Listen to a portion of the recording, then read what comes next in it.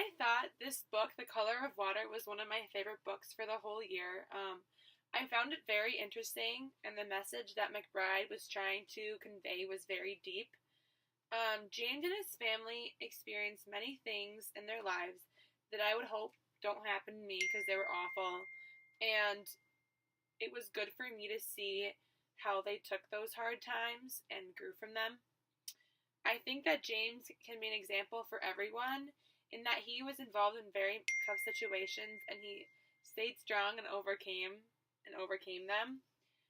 And he can be an example because in tough situations, just keep pushing because there's always going to be a rainbow at the end. I think the dominant theme in the novel is coming to accept yourself for who you are and working hard to overcome the everything that you do.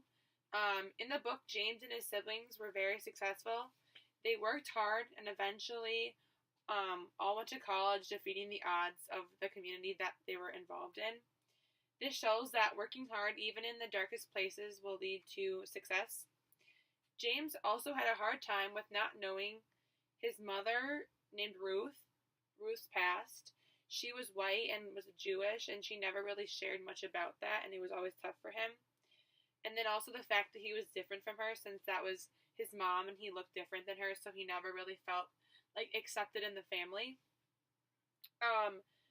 But throughout the novel, James matures and he came to accept himself and his mother's culture as he came to learn more about it, and he just matured throughout the whole thing.